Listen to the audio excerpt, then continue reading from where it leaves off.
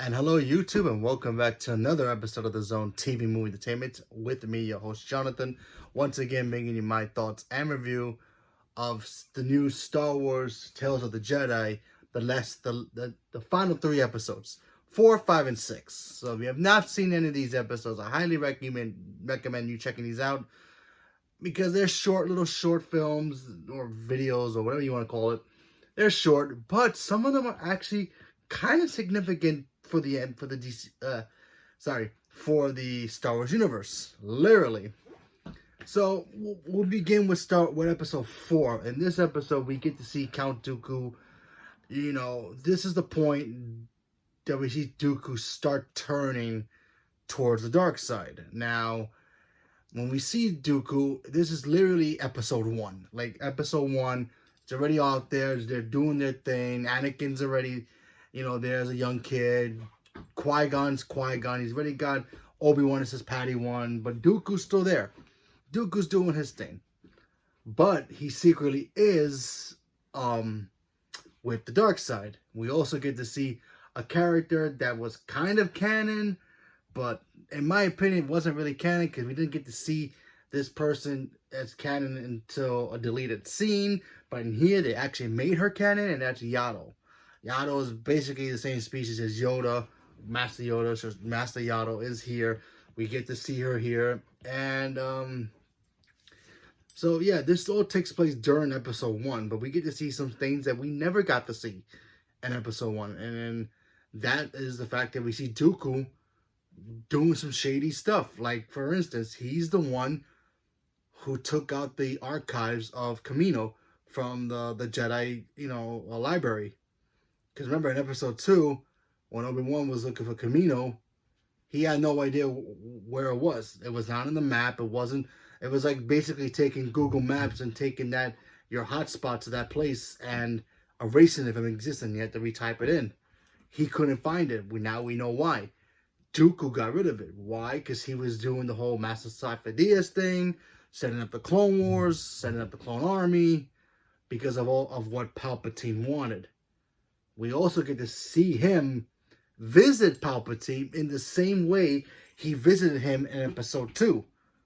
And remember, in episode 2, when he escaped after fighting Yoda and Anakin and Obi-Wan, he left to that planet. I never understood the planet's name. I apologize. So he goes to that planet, and then Darth Sidious shows up. They start the conversation. Things, oh yeah, excellent. Everything's going according to plan. We get the exact same thing here, except in this one, Yaddle was there following Count Dooku. Now Count Dooku he goes there. He meets the Darth Sidious. They start talking about the plans. It's like, oh yeah, he was kind of angry the fact that Qui-Gon just died. He wanted Qui-Gon to join him. He would have been a powerful ally, yada, yada, yada. We get to the part where Yaddle shows up, literally following Dooku to Darth Sidious. She's begging him, hey, listen, come with me. I know you did some shady things. We can fix this. You help me take down this psychopath. We can be good. And then the throwdown happens. We get to see Yaddle not only become canon to Star Wars lore, officially now, in my opinion, because a deleted scene doesn't really count, in my opinion. It has to be a part of the movie or an after credit. That's my opinion. But anyway, we finally get to see her throw down Star Wars style, literally grabbing a lightsaber. She has her own lightsaber, green, obviously, and they throw him down. I mean, Dooku still got the blue lightsaber still, but this fight was so cool. It kind of actually reminded me of a mirror version of what we got to see Yoda and Dooku do when he had the red lightsaber. No force, no electricity or anything like that, but we do get to see Sidious in the background just standing there smiling sadistically, and all that stuff was very, very cool. We get that stuff was just very cool. Unfortunately, Yaddle does get killed by Count Dooku, so we know that why she's not around. Dooku killed her, and this really sets up the stage of episodes 1, 2, and 3. And I kind of liked this because it really made the episode 1 feel like an actual ending to it. When it kind of ended the first time, it's like, oh yeah, they had the whole piece with the Gungans and all that. And it's a great shot too, but seeing that that Dooku was there the whole time and doing his shady things, and Yaddle was there, and then she gets killed, and it made episode 1 look cooler. I think I'm gonna go back and watch episode 1 again, just so I can watch this episode with it, just to make it look like, yeah, it really does connect perfectly. And I thought it did a really good job there. Now we go on to episode 5. So episode 5 is now, and spoilers. Now we get to Ahsoka. Ahsoka shows up. We kind of already met her in the Clone Wars cartoon movie, and you know, this is basically a little mini episode of her just learning how to be precise with her movements and her precise focusing of the Force through training with Anakin.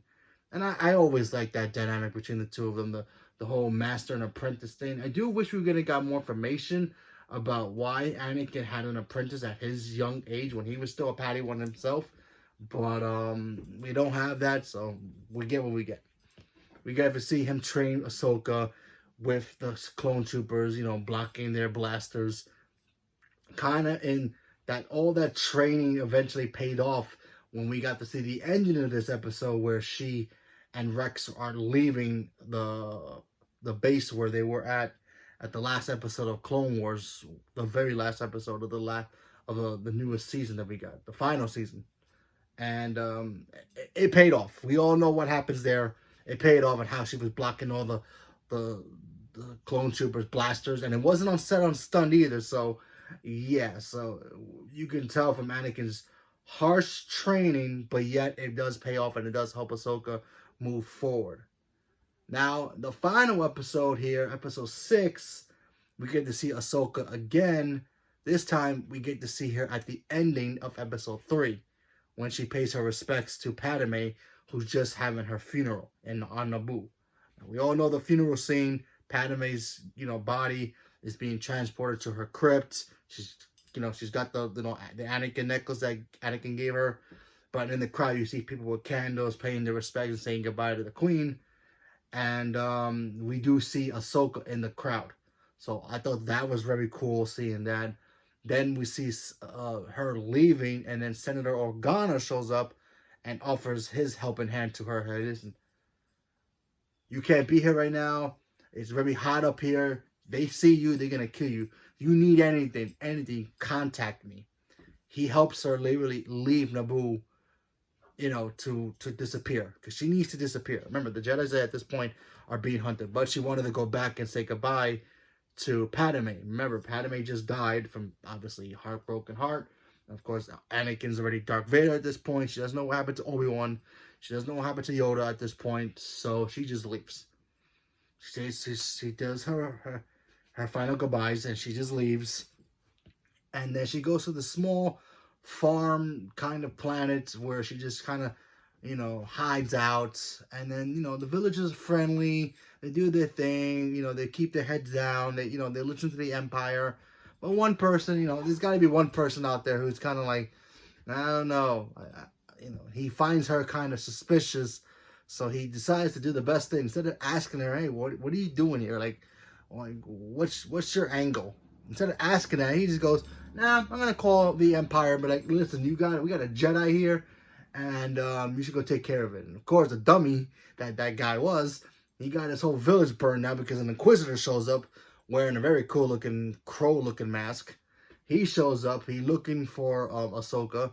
They throw down. Ahsoka takes the lightsaber and just cuts them down in 2 seconds. Obviously, because at this point, we already know how powerful Ahsoka is at this point. Literally after the end of Clone Wars and episode 3. So that was kind of cool. And then she contacts Organa to help these people who are survivors of what happened to the village. And then she literally realizes she can't run. She can't run. No matter where she goes, she's always going to end up helping people. And that's going to cause problems for her to hide, because if she helps people, they're going to find her. They're going to go after her and her people to get to her. So she doesn't want that. So this is when she decides to fight. And that's where we end up eventually meeting her again in the Rebels and in the other shows. So this whole Tale of the Jedi show, it was okay. You know, some of the episodes were better than others. There were some great stuff that really connected to episode 1, episode 3. So, you know, it makes the movies more special, in my opinion. You know, the prequel trilogies, it's okay. But when you add certain elements like Dooku being cool at one point, I mean, he's always been cool. But I mean, being a good guy, you know, that was some cool stuff. The fact that he was on episode 1 the whole time when we just never saw him. Yaddle being there, I thought all that stuff was really cool. I kind of wish we would have got more stuff in here. And, you know, yeah, sure. The only thing I wish we didn't get was the Ahsoka stuff. Only because we know Ahsoka and we know where she ends up. We don't need to see the details of how she gets to that point. But, I mean, it was cool seeing her pay her respects to Padme. So I thought that was cool because they were friends in the Clone Wars cartoon. So I thought that was kind of special. So I liked that. So overall, it was pretty cool. It's a fun little thing. It's only 6 episodes. They're not that long. So if you want to give it a shot, give it a shot. If not, that's cool too. So leave a comment below. Let me know what you guys thought about this. Did you guys watch all of it at once? Did you guys taking a break from watching it and gonna go back to it? Leave a comment below. Let me know what you guys thought. Do you guys want more from this? Let me know. Thank you very much and have a good day.